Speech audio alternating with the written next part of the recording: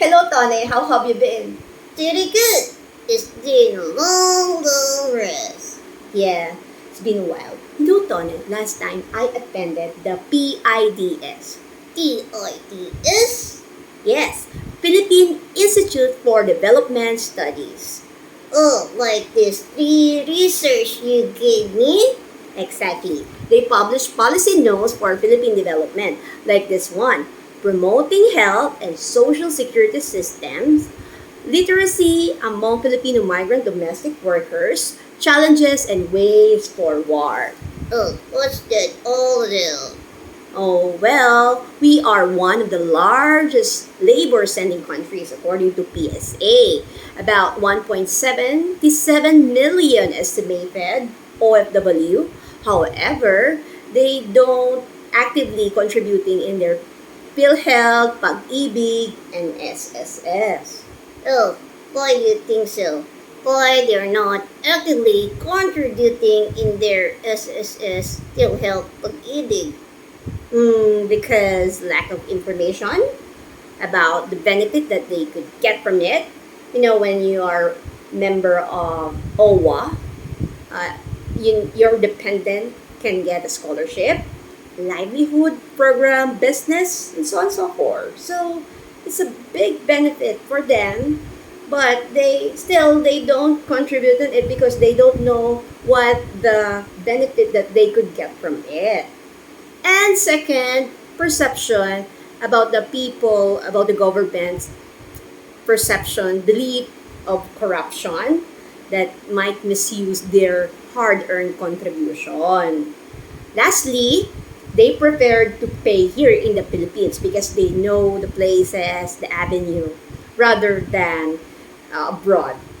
Like for instance, in Japan, they don't know where to pay. So they prefer to pay here in the Philippines. So, what we should do? Lack of information, awareness. Awareness of these programs and services that they could get and benefit from it. So before they send the OFW, we should conduct the pre-departure seminar so that they will know the benefit that they could get from it. And also, with the collaboration of stakeholders, it could be successful.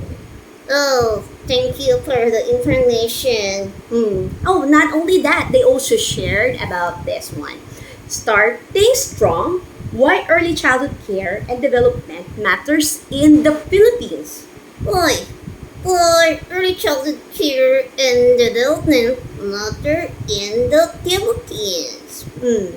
As a teacher, you know, uh, the early childhood development is very critical period. The child grows, started their mind, their body, their heart, and their brain. So that's why it is very important to them to give them good nutrition. And you know, one of the reasons why they are not performing well at school because of malnutrition. How to combat it? What's the solution? We have three C's: comprehensive, convergent, and continuous. Comprehensive, convergent, continuous. Comprehensive services program for early childhood care. Convergent, multi-sectoral collaboration, and continuous program of it, like for instance, implementation of Universal Health Act, etc., etc.